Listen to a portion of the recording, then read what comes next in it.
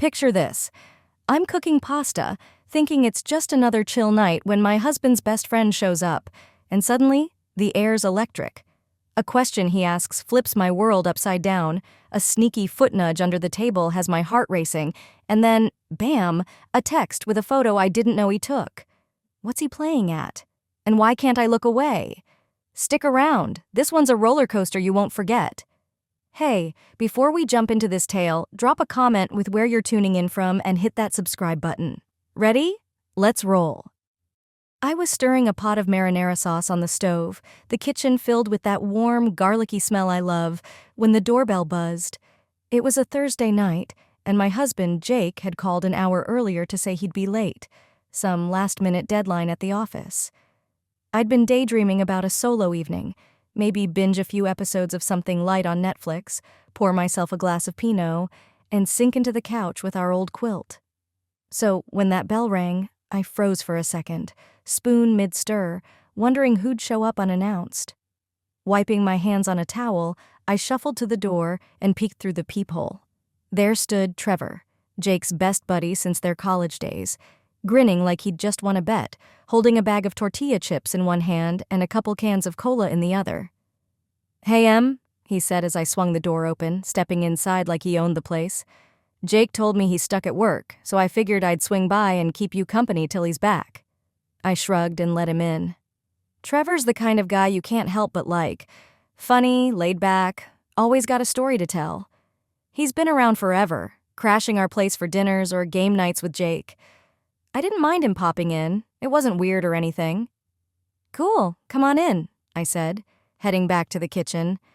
"I'm just finishing up some pasta if you're hungry." He followed me, plopping the chips and cola on the counter. "Smells amazing in here," he said, leaning against the island, watching me stir the sauce. "You're a pro at this, huh?" I laughed, brushing it off. "It's just spaghetti, Trev. Nothing fancy." We started chatting, easy stuff at first. He told me about his latest gig as an interior designer, some swanky loft project downtown with a client who keeps changing their mind about everything. I asked him how he stays patient with that, and he launched into a story about this one guy who wanted a purple ceiling, bright purple, like grape soda. I cracked up, picturing Trevor trying to talk him out of it without losing the job. It was all normal, just two friends hanging out, killing time. I grabbed a couple plates from the cabinet and dished out the pasta while he opened the chips, crunching away as he talked. But then, somewhere between his story about the purple ceiling and me asking if he wanted Parmesan, things shifted. I can't pinpoint when it happened, but I caught him looking at me. Not like he usually does, all casual and friendly, but different. His eyes lingered a beat too long, and there was this warmth in them that made my stomach do a little flip. I brushed it off, telling myself I was imagining things. I mean, this is Trevor, Jake's Trevor. He's like the brother-in-law you never asked for, but secretly enjoy having around. Still, I kept talking, asking about his week, keeping it light. He answered, but his voice had this edge to it, softer than usual. Then, out of nowhere, he leaned forward a bit, resting his elbow on the counter and said, Em, I don't think I've ever told you how cool it is that you're just you. Always real, always chill." My cheeks went hot, and I turned back to the stove, stirring the sauce even though it didn't need it. "Oh, thanks," I mumbled, my voice wobbling more than I'd have liked. "I just try to keep it simple, I glanced at him, and he was still watching me, his smile small but steady. It wasn't a big deal, right? Just a nice thing to say. But the air felt thicker, like something was buzzing between us that hadn't been there before. I took a breath and tried to shake it off. "Jake's lucky you're around," I said, forcing a laugh. "Keeps him out of trouble." I thought that'd steer us back to safe ground, talk about Jake, remind us both who we are in this little trio. But Trevor didn't bite. He just nodded, his eyes still on me. And for a second, I swear I forgot what I was even cooking. My heart gave this quick thud, and I hated how aware I suddenly was of him standing there, maybe 3 feet away, close enough that I could smell his cologne, something woodsy, not overpowering, but noticeable. Was I overthinking this? Probably. I mean, we've hung out a million times. Game nights, barbecues, that time we all went camping and he burnt the marshmallows. He's family, practically. But right then, in my kitchen with the pasta steaming and the clock ticking toward Jake's return, it didn't feel like that. It felt loaded, like we were teetering on some edge I didn't even know existed until that moment. I cleared my throat, grabbing the cola he'd brought and popping it open, just to have something to do with my hands. So, how's that loft coming along? I asked, desperate to keep the conversation moving. He answered, but I barely heard him. My mind was racing. Why was I flustered? Why did his compliment stick with me like that? I'm 32, married, happy. This wasn't supposed to be a thing, yet here I was, feeling like a teenager who just got noticed by her crush. The thing is, I didn't hate it. That's what freaked me out most. Part of me, a tiny, stupid part, liked how he was looking at me, like I was more than just Jake's wife or the chick who makes killer spaghetti. It's been a while since anyone's made me feel seen, I guess. Jake's great, don't get me wrong, he's my rock. But life gets comfy, routine, and suddenly someone's gaze feels like a spotlight you didn't know you missed. I shook my head, mentally yelling at myself to snap out of it. This was dumb. Trevor's just being nice, and I'm reading way too much into it because I'm alone in the house too much or something. Still, as I handed him a plate of pasta and our fingers brushed for half a second, that buzz was back. I pulled my hand away quick, laughing it off. "Careful, it's hot," I said, but my voice sounded off, too high or something. He grinned, oblivious, or maybe not. "Thanks, Em. You're the best." Simple words, but they hit me harder than they should have. I turned back to the stove, pretending to check the sauce again, while my brain scrambled for a reset button. What was I doing? Nothing, that's what. Nothing was happening. Except it kinda was, and I wasn't sure how to stop it, or if I even wanted to. Here's the takeaway, though. Moments like that, they sneak up on you. One second you're just living your life, and the next you're wondering how a friend's smile can throw you off balance. It's not about right or wrong yet.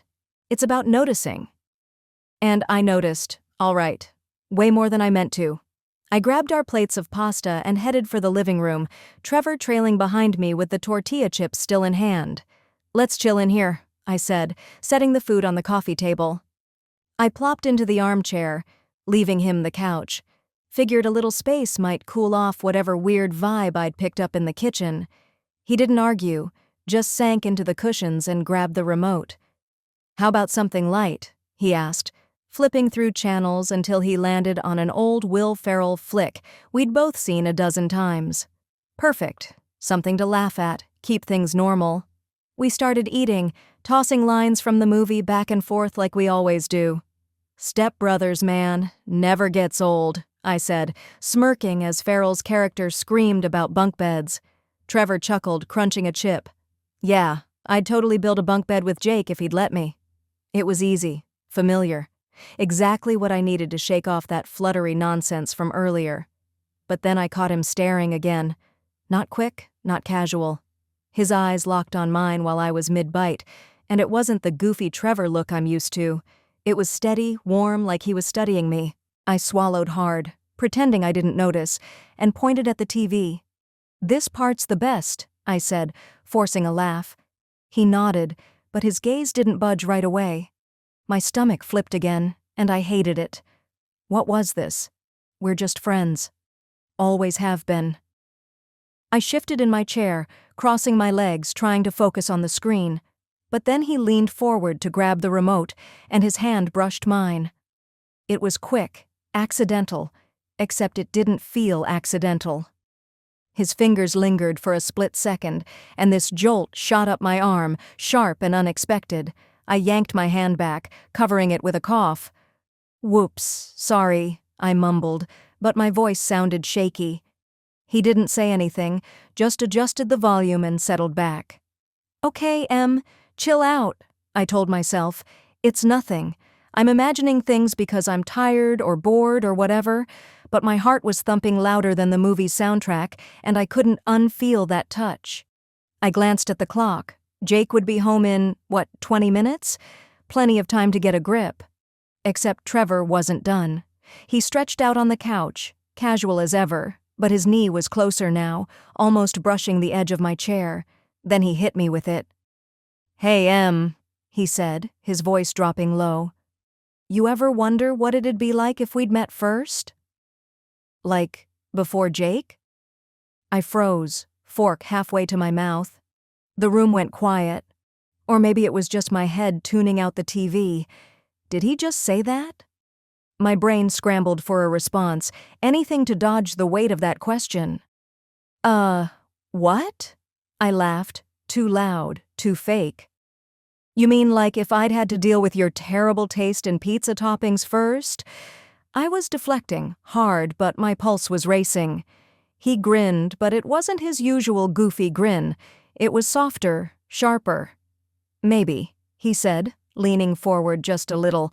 "Or, something else." His eyes held mine, and I swear the air crackled. This wasn't a joke. This was a line, a big, fat, neon line, and we were dancing right up to it. I wanted to laugh it off again, tell him he's nuts, but my throat went dry. Why wasn't I shutting this down? Why was part of me curious what he'd say next? I set my plate down, hands shaky, and stood up. "Gonna grab some water," I said, bolting for the kitchen. I needed a second to breathe, to think. Standing at the sink, I gulped down a glass, staring at the faucet like it'd tell me what to do. "This is Trevor," I reminded myself. "Jake's best friend. My friend. He's just messing around, right?" But deep down, I knew better. That question wasn't random. It meant something, and the fact that I didn't hate it scared me. Back in the living room, I sat down again, keeping my distance. He didn't push it, just kept watching the movie, but the tension was there, humming between us. I tried to focus on Farrell's antics, but my mind was spinning. What if I'd met Trevor first? Would I have fallen for his charm, his easy laugh? No, stop it, Em. I love Jake. I do. But Trevor's words stuck, looping in my head like a song I couldn't shake. Here's the thing. I could have called him out, said, "Hey, that's weird, knock it off." But I didn't. Why? Because a tiny piece of me, buried way down, wondered too. Not enough to act on it, but enough to make me feel off balance. And that's the kicker. Sometimes you don't see these moments coming. You're just eating pasta, laughing at a dumb movie, and bam, someone says something that flips the script. It's not about cheating or drama. It's about realizing how easy it is to trip over your own feelings when you least expect it. I glanced at him, trying to read his face. Was he serious? Testing me? Or just tossing out a random thought?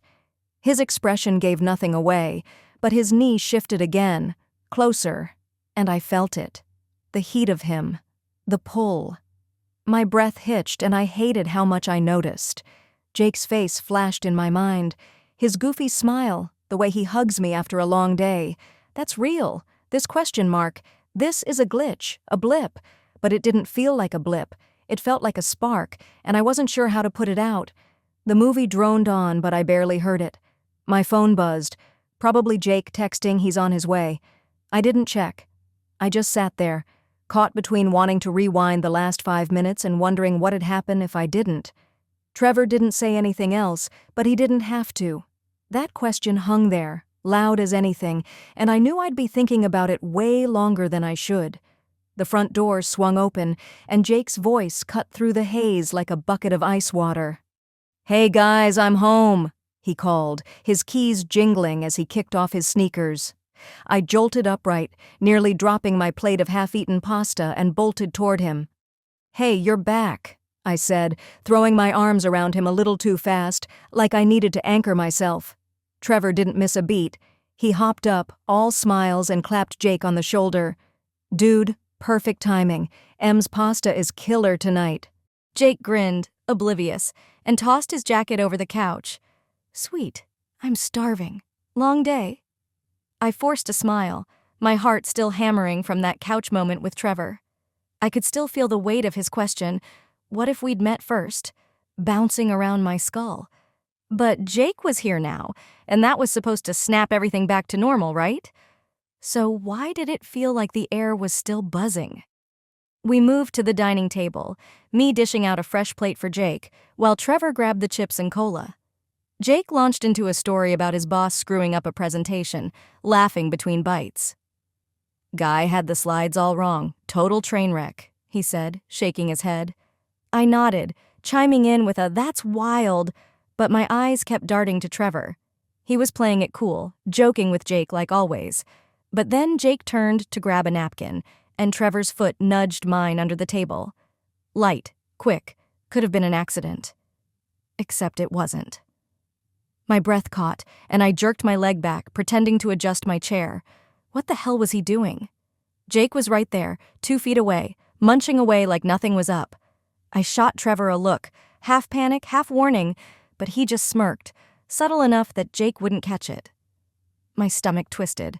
This wasn't funny anymore. It was reckless, and I hated how my pulse spiked every time he pulled something like this. I gripped my fork tighter, focusing on Jake's story, trying to block out the heat creeping up my neck. Then Jake dropped a bomb. "Oh, Trev, forgot to tell you," he said, wiping sauce off his chin. "Me and Em were thinking about a weekend trip. Maybe that lake cabin a couple hours out. You in?" My fork froze midair. A trip? With Trevor? After this? I glanced at him, and he met my eyes, that same steady look from earlier. "Yeah, man, I'm down," he said, casual as ever, but his gaze lingered on me a beat too long. "Sounds like a blast." I nearly choked on my pasta.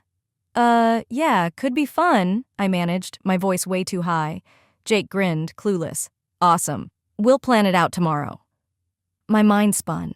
A whole weekend with Trevor around after tonight? No way I could handle that. Not with this weird tension simmering. But I couldn't back out without looking suspicious, could I? Dinner rolled on, Jake dominating the convo with work stuff while I nodded on autopilot. Trevor kept up the act, laughing, tossing in comments, but every so often he'd glance my way and I'd feel it again. That pull, that spark I couldn't shake. It was like he was testing me, seeing how far this could go before I cracked. And the worst part? Part of me didn't want to stop it. Not all of me.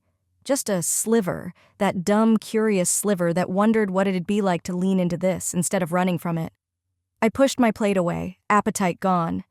"I'm stuffed," I said, standing to clear the table. Jake waved me off.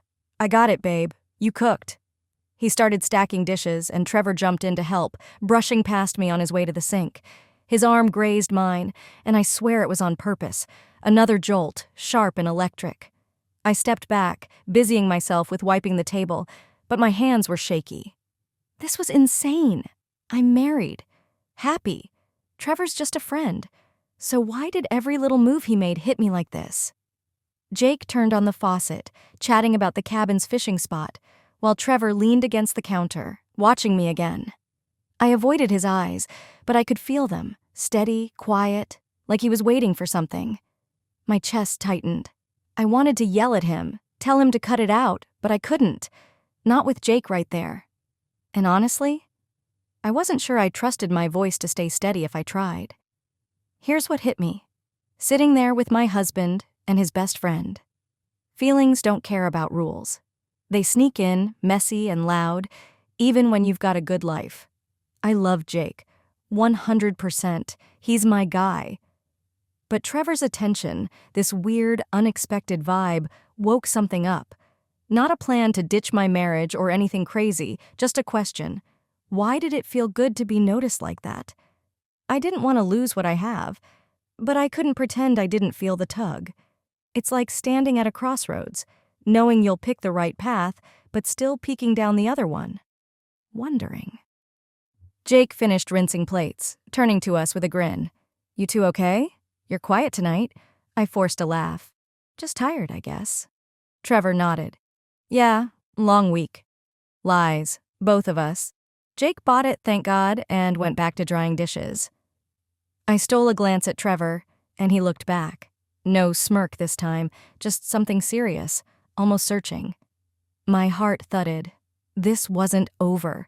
That trip was coming, and I had no idea how I'd keep my head straight with him around. Trevor lingered by the door, shaking my hand goodbye while Jake slapped him on the back. "Catch you later, man," Jake said, grinning as Trevor stepped out into the night. His grip on my hand lasted a second too long, his fingers warm against mine, and I pulled away fast, muttering a quick night. The door clicked shut, and I let out a breath I didn't know I'd been holding. Jake turned to me, still buzzing from his long day. "Man, it's great having Trev around, huh? Keeps things lively." I nodded, forcing a smile. "Yeah, totally," I said, but my stomach twisted. Lively didn't even cover it. I started picking up the last of the dishes, replaying the night in my head. That nudge under the table, his question about meeting first. It all felt like a tightrope I'd barely escaped falling off. Jake wandered to the couch, flipping on the TV, and I joined him after a minute, curling up under our quilt. He draped an arm around me, pulling me close, and I leaned into him, soaking in his familiar warmth. "Love you, Em," he mumbled, eyes on the screen. "Love you too," I said, and I meant it.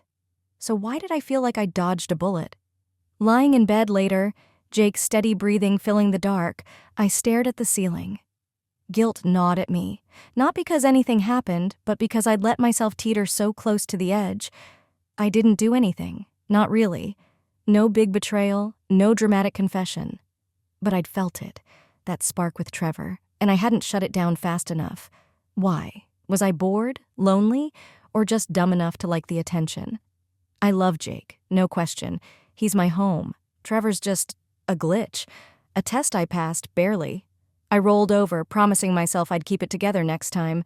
No more late-night chats in the kitchen, no cozy movie nights on the couch. Boundaries? That's the word of the day. I'd see Trevor again, probably soon with that lake trip looming, but I'd be ready. Eyes open, walls up. I could handle this. It was a wake-up call, that's all. Proof that even good people can stumble if they're not paying attention. I closed my eyes, willing sleep to come, telling myself it was over.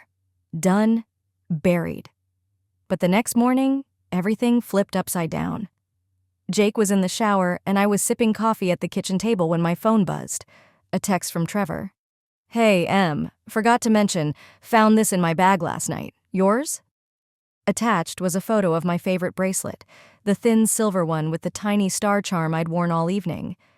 I'd noticed it missing, but figured it slipped off somewhere in the house. My heart sank.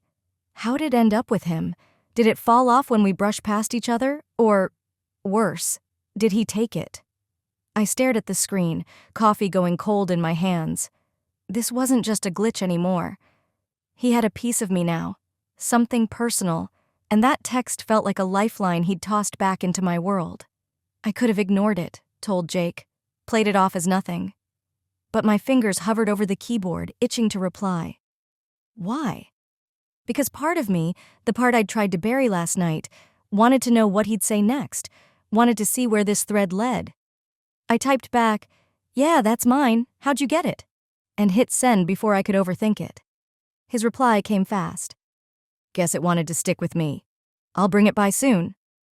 My breath hitched. Soon? Like today? Tomorrow? With Jake around? Or without? My mind raced, picturing him showing up at the door again, that smirk on his face, my bracelet dangling from his fingers like a trophy. What was I doing? I should have told him to mail it, keep it, anything to cut this off. But I didn't. Jake stepped out of the bathroom, humming, towel around his waist, and I shoved my phone face down on the table. "You okay, babe?" he asked, grabbing a mug. "Yeah, just zoned out," I lied, my voice tight. He nodded, clueless, and started pouring coffee. I watched him, my rock, my guy, while Trevor's text burned a hole in my pocket.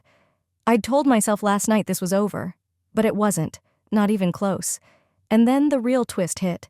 My phone buzzed again, another text from Trevor. No words this time, just a photo.